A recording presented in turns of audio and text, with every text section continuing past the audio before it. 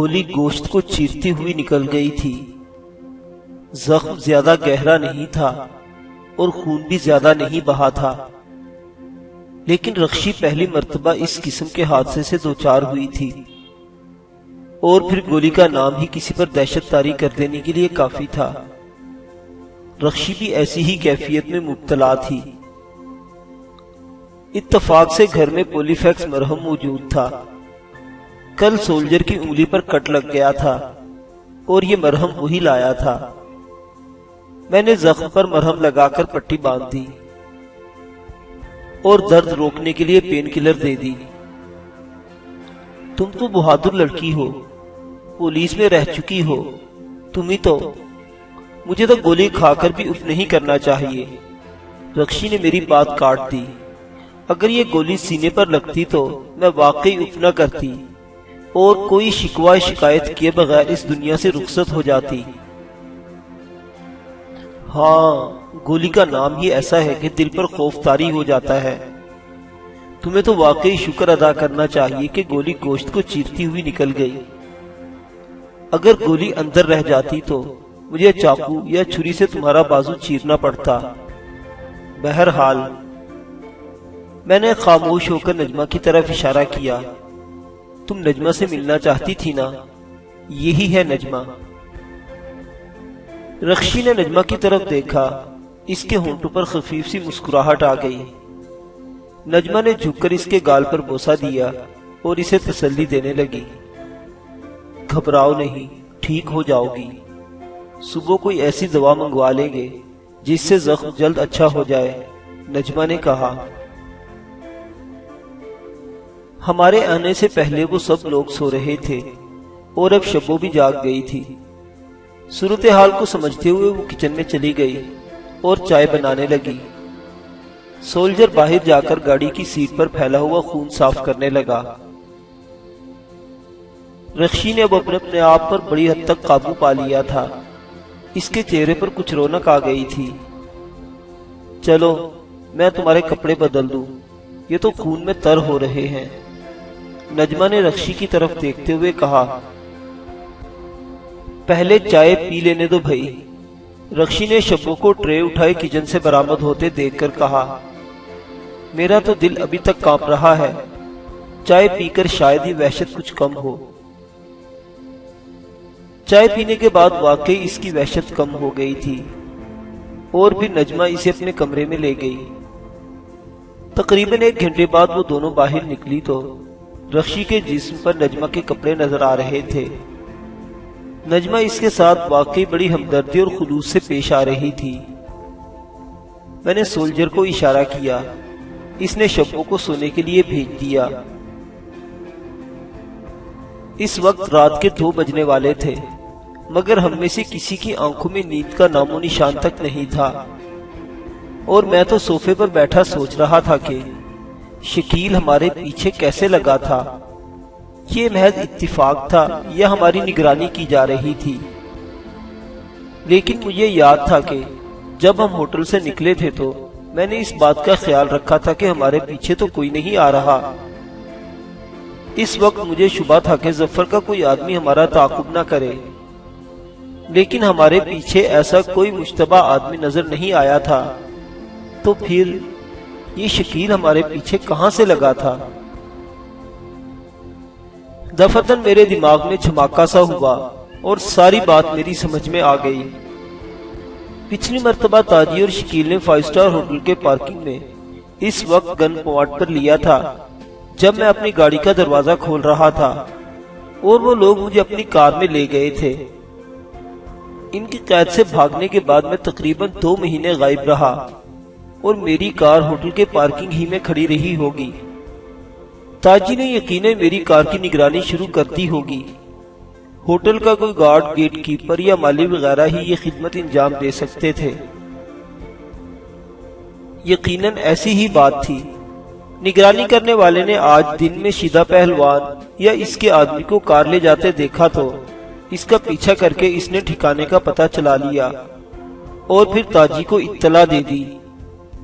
ممکن ہے تاجی کے آدمی شام ہی سے کار کی نگرانی کر رہے ہوں۔ اور جیسے ہی میں رخشی کے ساتھ اسٹوڈیوز کے سامنے کار پر روانہ ہوا، ہمارا تعاقب شروع کر دیا گیا، اور پھر ویران سڑک پر آتے ہی انہوں نے ہمیں موت کے گھاٹ اتارنے کی کوشش کی تھی۔ میں ان کے نشانے میں تھا۔ میں تو بال بال بچ گیا، البتہ رخشی زخمی ہو گئی اور ان کی کار بھی درخت سے ٹکرا کر الٹ گئی۔ میں نے شکیل کو کار سے نکل کر بھاگتے ہوئے دیکھا تھا، اور ظاہر ہے وہ اس کار میں اکیلا نہیں ہوگا، اس کے ساتھ کوئی اور بھی ہوگا جسے میں نے کار سے اترتے ہوئے نہیں دیکھا تھا۔ وہ جو کوئی بھی تھا پولیس کے ہاتھ لگ گیا ہوگا۔ یہ بھی اچھا ہی ہوا کہ انہوں نے راستے میں ہم پر حملہ کر دیا۔ اگر وہ خاموشی سے تعاقب جاری رکھ کر میرے ٹھکانے کا پتہ چلا لیتے اور بعد میں مکان کو گھیرے میں لے کر حملہ کرتے تو میں ان کا شکار ہو سکتا تھا۔ جس جگہ پر حملہ کیا گیا تھا وہاں سڑک کے دوسری طرف ہی تو یا تیسری چوتھی گلی میں میری کوٹھی تھی۔ اگر وہ تعاقب میں لگے وہاں تک پہنچ جاتے تو معاملہ زیادہ خطرناک ہو سکتا تھا۔ ایک بات بہرحال طے تھی کہ رخشی اب فی الحال اپنے گھر نہیں جا سکتی تھی۔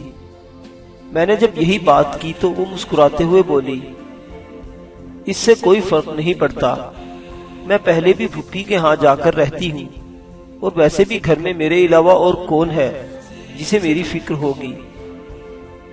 تمہاری سامنے والی پڑوسن، میں نے کہا، اسے شاید تم پر یا مجھ پر شبہ ہو گیا ہے۔ آج بھی جب میں گلی سے گزرا تھا تو وہ مجھے گھور کر دیکھ رہی تھی۔ پڑوسیوں کی پرواہ کسے ہے، رخشی نے جواب دیا۔ سب جانتے ہیں کہ میں پولیس میں رہ چکی ہوں اور اب بھی میرے تعلقات ہیں، اس لیے کوئی بھی میرے خلاف زبان کھولنے کی کوشش نہیں کرتا۔ ویسے بھی اس گلی میں کسی کو مجھ سے کوئی شکایت نہیں۔ رہ گئی سامنے والی پڑوسن، وہ ایک لمحہ کو خاموش ہو گئی۔ اس کے ہونٹوں پر مسکراہٹ آ گئی تھی۔ اسے بھی میں اچھی طرح جانتی ہوں، قسم گھر پر نہیں ہوتا تو وہ برقع پہن کر اپنے یار سے ملنے جاتی ہے۔ گویا اس حمام میں سب ہی ننگے ہیں۔ میں نے ہلکا سا قہقہا لگایا۔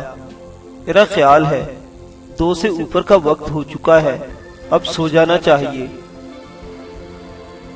اور پھر نجمہ رخشی کو لے کر اپنے کمرے میں چلی گئی۔ دوسرے کمرے میں 2 چارپائیاں تھیں، ایک پر شبو سو رہی تھی، دوسری چارپائی پر سولجر۔ میں صوفے پر لیٹ گیا۔ سولجر تو تھوڑی دیر بعد سو گیا، لیکن میں دیر تک جاگتا رہا۔ میں سوچ رہا تھا کہ شیدہ پہلوان ان کی نظروں میں آ گیا تھا، اسے خبردار کرنا ضروری تھا، ورنہ وہ بھی دھوکے میں مارا جا سکتا تھا۔ یہی کچھ سوچتے ہوئے میری بھی آنکھ لگ گئی۔ صبح اٹھ کر پتہ چلا کہ رخشی کی رات تکلیف ہی میں گزری تھی۔ پین کلر کا اثر زائل ہونے کے بعد زخم میں دوبارہ درد شروع ہو گیا تھا اور وہ رات بھر بے چین رہی تھی۔ سولجر مارکیٹ چلا گیا اور میڈیکل سٹور سے زخم پر لگانے کے لیے دوا لے آیا اور کچھ پین کلر گولیاں بھی۔ نجمہ رخشی کی ڈریسنگ کرنے لگی۔ سولجر اخبار بھی لے آیا تھا۔ میں اخبار دیکھنے لگا۔ وہ خبر آخری صفحہ پر تھی جس کی مجھے تلاش تھی۔ رات والے واقعے کی وہ خبر پولیس کے حوالے سے شائع ہوئی تھی۔ پولیس کے بیان کے مطابق مجرموں کے 2 گروہ آپس میں ٹکرا گئے تھے، جس کے نتیجے میں ایک پارٹی کی کار درخت سے ٹکرا کر الٹ گئی تھی اور کار کا ڈرائیور ہلاک ہو گیا تھا۔ اس کی گردن کی ہڈی ٹوٹ گئی تھی۔ ہلاک ہونے والے ڈرائیور کا نام پڑھ کر میں چونکے بغیر نہیں رہ سکا تھا۔ وہ فیقہ تھا، جس کے بارے میں پولیس ذرائع نے بتایا کہ وہ کچھ عرصہ پہلے وہ ہیرا منڈی کی ایک طوائف کے پاس تھا، پھر ہیرا منڈی سے غائب ہو گیا۔ پولیس نے کار کے نمبر کے حوالے سے بھی تحقیقات شروع کر دی تھی۔ نجمہ نے بھی وہ خبر پڑھی اور بھی میری طرف دیکھتے ہوئے بولی، نمبر تو تاجی کی کار کا ہے، لیکن اس سے تاجی کے ٹھکانے کا پتہ چلانا ناممکن ہے۔ پولیس اندھیرے میں ہی ٹامک ٹوئیاں مارتی رہے گی۔ لیکن ہم اس کے ٹھکانے کا پتہ چلا لیں گے۔ میں نے مسکراتے ہوئے اس کی طرف دیکھا۔ ایک دو دن ہمیں خاموشی رہنا پڑے گا اور اس کے بعد تمہیں ہی۔ میں نے جان بوجھ کر جملہ ادھورا چھوڑ دیا۔ نجمہ میری بات کا مطلب سمجھ گئی تھی۔ ٹھیک ہے، وہ گہرا سانس لیتے ہوئے بولی، تم جو کہو گے میں کرنے کو تیار ہوں۔ رخشی بھی کمرے سے نکل کر آ گئی تھی۔ ہم سب نے اکٹھے ہی ناشتہ کیا اور پھر میں باہر آ کر گاڑی کا جائزہ لینے لگا۔ ونڈ سکرین میں سوراخ ہو گیا تھا اور اس کے اطراف میں مکڑی کے جالے کی طرح دراڑیں پڑ گئی تھی۔ رات کو سولجر نے اگرچہ سیٹ وغیرہ صاف کر دی تھی، مگر خون کے دھبے اب بھی نظر آ رہے تھے۔ سولجر پانی کی بالٹی بھر کے لے آیا اور فوراً ہی اپنے کام میں مصروف ہو گیا۔ یہ گاڑی تو بڑی زبردست ہے روفی باؤ، اس نے کام کرتے ہوئے میری طرف دیکھ کر کہا۔ رات کو اس گاڑی نے ہمیں بچا لیا تھا، میں نے کہا۔ اب 2-4 دن تو ہم اسے باہر نہیں لے جا سکتے، ذرا ہنگامہ ٹھنڈا ہو تو اسے ٹھیک کروایا جائے گا۔ دوپہر کے بعد ہی میں نے سولجر کو شاہ نور اسٹوڈیوز کی طرف بھیج دیا تاکہ وہ شیدہ پہلوان کو بھی خبردار کر دے۔ مجھے یقین تھا کہ مجھ پر حملے میں ناکام ہونے کے بعد تاجی شیدہ پہلوان پر ہاتھ ڈالنے کی کوشش کرے گی تاکہ اس سے میرے ٹھکانے کا پتہ معلوم کر سکے۔ سولجر کی واپسی شام 6 بجے کے قریب ہوئی تھی اور اس نے جو اطلاع دی وہ بڑی سنسنی خیز تھی۔ اس کے کہنے کے مطابق شیدہ پہلوان سے اس کی ملاقات 5 بجے کے قریب ہوئی تھی۔ وہ ایک طرف کھڑے باتیں کر رہے تھے کہ ایک آدمی ان کے پاس آیا اور شیدہ پہلوان کو ایک طرف لے گیا۔ چند گز دور ایک کار کھڑی تھی۔ ایک آدمی اس کار سے اتر آیا اور پھر وہ شیدہ پہلوان کو کار میں بٹھا کر لے گئے۔ سولجر نے بعد میں کار سے اترنے والے شخص کا جو حلیہ بتایا تھا وہ چونکا دینے والا تھا۔ وہ شکیل تھا۔ وہ میری توقع کے خلاف بہت جلد حرکت میں آ گئے تھے اور شکیل شیدہ پہلوان کو اٹھا کر لے گیا تھا۔ وہ شیدے پر تشدد کر کے میرا ٹھکانہ معلوم کرنے کی کوشش کریں گے، لیکن ظاہر ہے وہ کچھ نہیں جانتا تھا۔ میرے خیال میں اب میرے لیے بھی اگلا قدم اٹھانے کا وقت آ گیا تھا۔ زیادہ تاخیر شیدہ پہلوان کے لیے خطرناک ثابت ہو سکتی تھی۔ میں نجمہ کو ایک طرف لے گیا اور اس سے پروگرام بنانے لگا۔ آج رات؟ نجمہ چونک گئی۔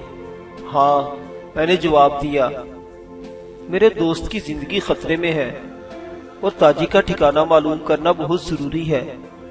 دیر ہو گئی تو اس کی جان کو بھی خطرہ ہو سکتا ہے۔ ٹھیک ہے، وہ بولی، کس وقت جانا ہے؟ تمہارے خیال میں وہ گھر پر کس وقت مل سکتا ہے؟ میں نے پوچھا۔ 8-9 بجے تو اسے گھر پر ہی ہونا چاہیے، نجمہ نے جواب دیا۔ تو ٹھیک ہے، تم جلدی سے تیار ہو جاؤ، ہم 8:30 بجے یہاں سے نکلیں گے۔ اور پھر ٹھیک 8:30 بجے ہم گھر سے روانہ ہو گئے۔ نتائج کی پرواہ کیے بغیر میں نے یہی گاڑی استعمال کرنے کا فیصلہ کیا تھا اور سولجر کو بھی ساتھ لے لیا تھا۔ میرے پاس بھی پستول تھا اور سولجر نے بھی رخشی والا ریوالور لے لیا تھا۔ گلبرگ میں رشید ترابی کی کوٹھی تک پہنچنے میں زیادہ دیر نہیں لگی تھی۔ اتفاق سے رشید ترابی کوٹھی پر ہی موجود تھا۔ سولجر کو گاڑی میں ہی چھوڑ دیا۔ میں چند گز آگے جا کر کھڑا ہو گیا۔ نجمہ کوٹھی میں چلی گئی۔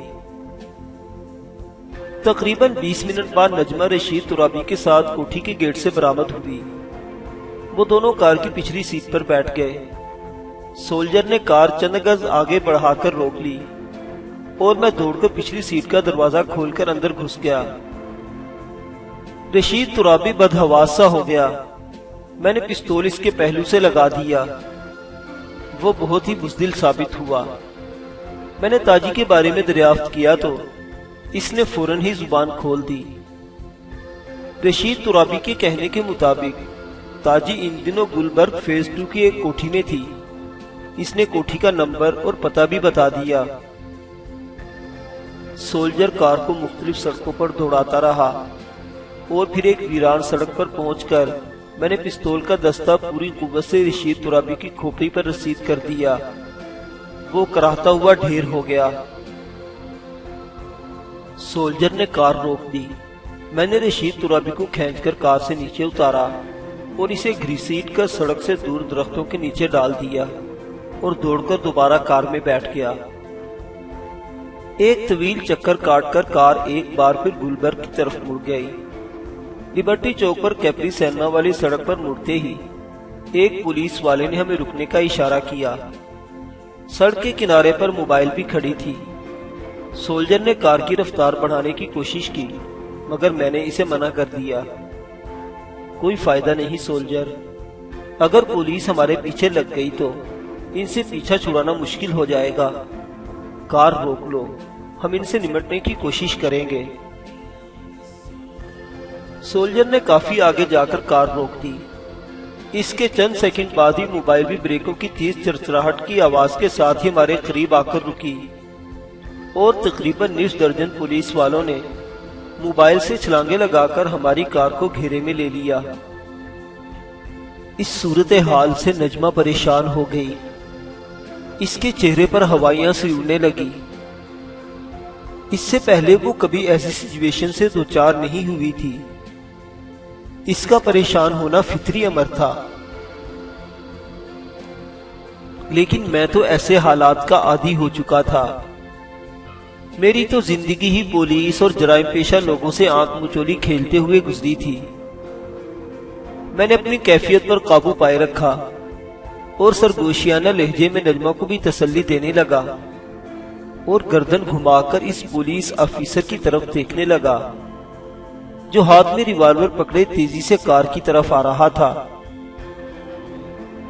اوئے نیچے اترو نا ذرا، کون ہو تم؟ تمہیں اشارہ کیا تھا تو کار کیوں نہیں روکی تھی؟ وہ سولجر پر روب جھاڑتے ہوئے بولا۔ اس کے لہجے میں بڑی رعونت تھی۔ چوک کے بیچ میں تو کار نہیں روک سکتا تھا نا؟ سولجر نے پرسکون لہجے میں جواب دیا۔ ویسے ہم کوئی جرائم پیشہ نہیں مجید صاحب، میرے ساتھ کار میں ایک معزز فیملی بیٹھی ہوئی ہے۔ اوئے کون ہو تم؟ میرا نام کیسے جانتے ہو؟ نیچے اترو نا ذرا۔ آفیسر نے دروازے کے ہینڈل پر ہاتھ رکھ کر زوردار جھٹکا دیا۔ میں اطمینان سے اپنی جگہ پر بیٹھا اس کی طرف دیکھ رہا تھا۔ اس کی عمر 45 کے لگ بھگ رہی ہوگی۔ کندھے پر ایک سٹار چمک رہا تھا جو اس کے عہدے کی نشاندہی کر رہا تھا۔ وہ ASI تھا۔ کار کا دروازہ سائیڈ والا کھل گیا۔ سولجر پہلے ہی انجن بند کر چکا تھا۔ وہ نیچے اتر گیا۔ اس کے چہرے پر طمانینت تھی۔ کمال ہے مجید صاحب، آپ اپنے پرانے خادم کو نہیں پہچان سکے۔ 2 سال آپ کی ماتحتی میں رہ کر خدمت کی ہے آپ کی۔ اس وقت آپ ہیڈ کانسٹیبل تھے، اب تو شولڈر پر پھول چمک رہا ہے۔ بڑی بڑی مبارک ہو۔ اوئے بند کر اپنی بکواس، میں نے پہچان لیا ہے تمہیں۔ آفیسر نے اس کی بات کاٹ کر کہا، پر تم تو بڑے بدماش بنے پھرتے تھے، اس وقت تو بڑے شریف نظر آ رہے ہو۔ میں واقعی شریف ہو گیا ہوں مزید سر جی، سولجر نے مسکراتے ہوئے کہا۔ میں نے ملک بخت حیات کے پاس نوکری کر لی ہے، ڈرائیور ہوں ان کا، بڑے بھلے آدمی ہیں۔ تم ڈرائیور ہو اور پولیس میں بھی رہ چکے ہو؟ آفیسر نے گھورتے ہوئے کہا۔ تمہیں معلوم نہیں کہ جب کوئی پولیس والا اشارہ کرے تو گاڑی کو فوراً روک لینا چاہیے؟ سر جی، چوک کے بیچ میں گاڑی روک لیتا تو آپ پھر بھی ناراض ہوتے، کوئی ایکسیڈنٹ بھی ہو سکتا تھا، سولجر نے جواب دیا۔ لائسنس ہے تمہارے پاس؟ ASI نے پوچھا۔ آپ جیسے مہربانوں کے ہوتے ہوئے مجھے لائسنس کی کیا ضرورت ہے سر جی؟ سولجر نے مسکراتے ہوئے کہا اور بے تکلفی سے اس کے کندھے پر ہاتھ رکھ دیا۔ تم ایک پولیس افیسر سے بات کر رہے ہو، سیدھے کھڑے رہو۔ اے ایس آئی کے حلق سے غراہٹ سی نکلی۔ سولجر نے اس کے کندھے سے ہاتھ ہٹا لیا اور سیدھا کھڑا ہو گیا۔ میں سیٹ کی پشت سے ٹیک لگائے بیٹھا ان کی باتیں سن رہا تھا۔ اوئے، یہ تمہاری کار کا شیشہ کیسے ٹوٹا ہے؟ اے ایس آئی نے سامنے آ کر ونڈ سکرین کی طرف اشارہ کیا۔ کرکٹ سر جی، کرکٹ، سولجر نے جواب دیا۔ کیا مطلب ہے تمہارا؟ اے ایس آئی نے اسے گھورا۔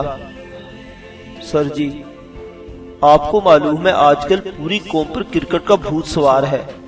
میدانوں میں، سڑکوں پر اور گلیوں میں بھی کرکٹ کھیلی جاتی ہے۔ آج صبح سویرے ہی بچوں نے گلی میں وکٹ اڑانے کی بجائے ہماری کار کا شیشہ اڑا دیا۔ ملک صاحب مصروف آدمی ہیں، کار کو ورکشاپ لے جانے کا موقع ہی نہیں ملا۔ صبح سب سے پہلے میں کار کا شیشہ لگواؤں گا تاکہ کل آپ سے سامنا ہو تو شکایت کا موقع نہ ملے۔ گاڑی کے کاغذات اور لائسنس دکھاؤ، آفیسر نے کہا۔ میں باتوں ہی باتوں میں سمجھ گیا کہ وہ اے ایس آئی بھی بہت بدلحاظ اور بے مروت قسم کا آدمی ہے۔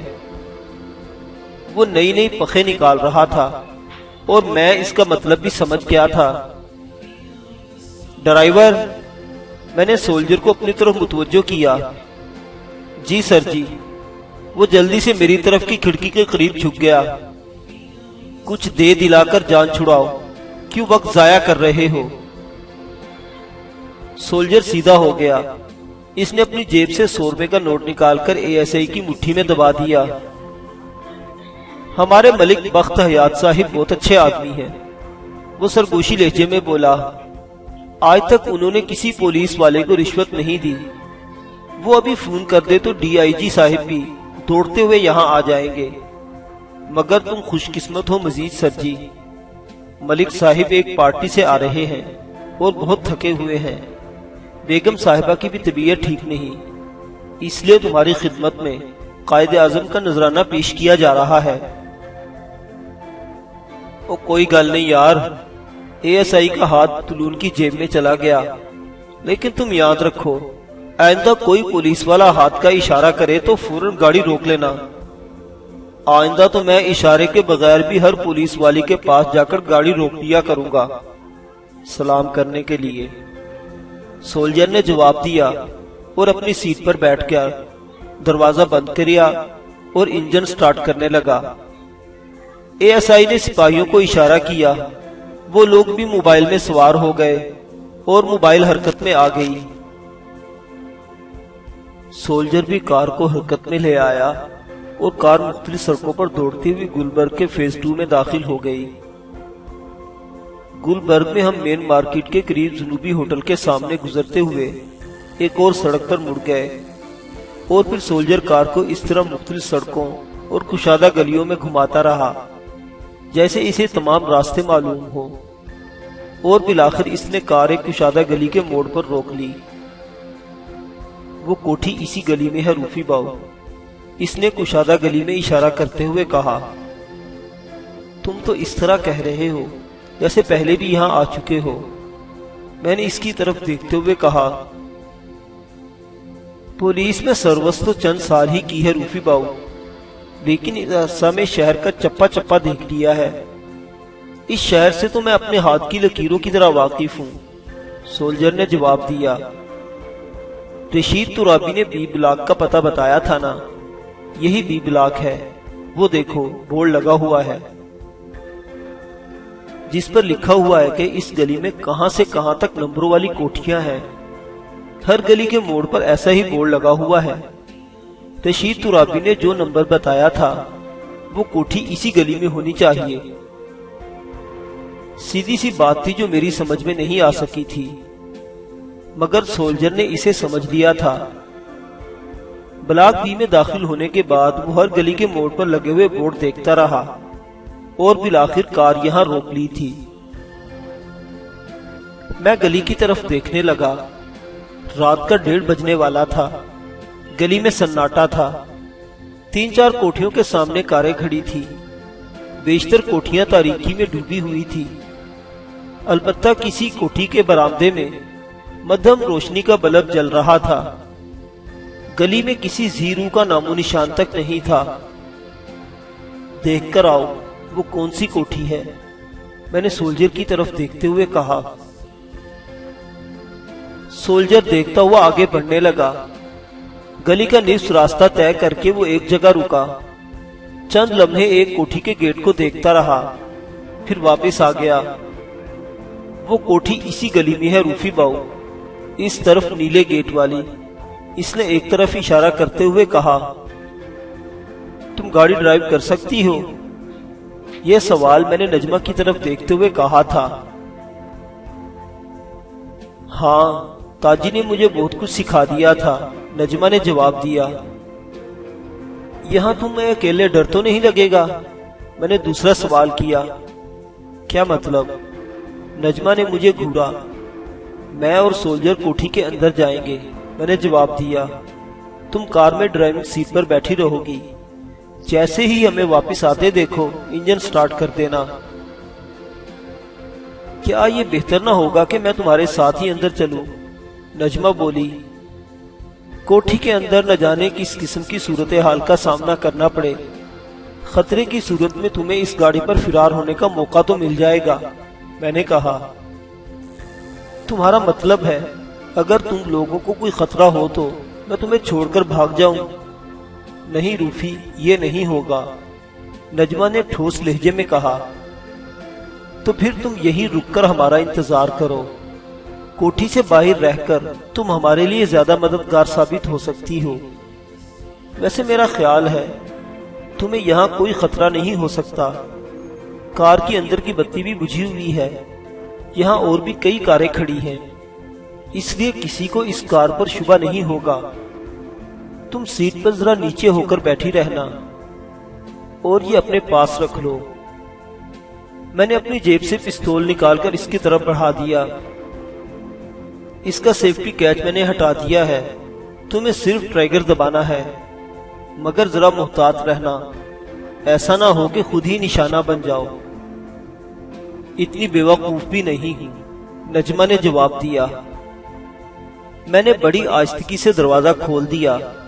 میرے ساتھ نجمہ بھی پچھلی سیٹ سے اتر کر ڈرائیونگ سیٹ پر بیٹھ گئی۔ میں نے آہستگی سے دروازہ بند کر لیا تھا۔ میں نے چند قدم گلی میں چلنے کے بعد پیچھے مڑ کر دیکھا۔ جس جگہ کار کھڑی تھی وہاں اندھیرا تھا اور نجمہ غالباً سیٹ پر نیچے ہو کر بیٹھی تھی، اندھیرے میں وہ نظر نہیں آ رہی تھی۔ گلی میں چلتے ہوئے سولجر نے رکشی والا ریوالور میرے ہاتھ میں تھما دیا، جسے میں نے جیب میں ڈال لیا۔ مطلوبہ کوٹھی کے سامنے پہنچ کر ہم رک گئے۔ میں نے محتاط نگاہوں سے ادھر ادھر دیکھا، کسی کوٹھی کے سامنے کوئی چوکیدار بھی نظر نہیں آ رہا تھا۔ ویسے بھی رات کو چوکیدار کوٹھیوں کے گیٹ کے اندر ہی رہتے ہیں۔ میں نے گیٹ کے قریب دیوار کے اوپر سے جھانک کر دیکھا، برآمدے میں زیرو کا بلب جل رہا تھا، جس کی مدھم سی روشنی صرف برآمدے تک ہی محدود تھی۔ برآمدے کے دائیں طرف کمرے کی کھڑکی تھی، مگر وہ کھڑکی بھی تاریک نظر آ رہی تھی۔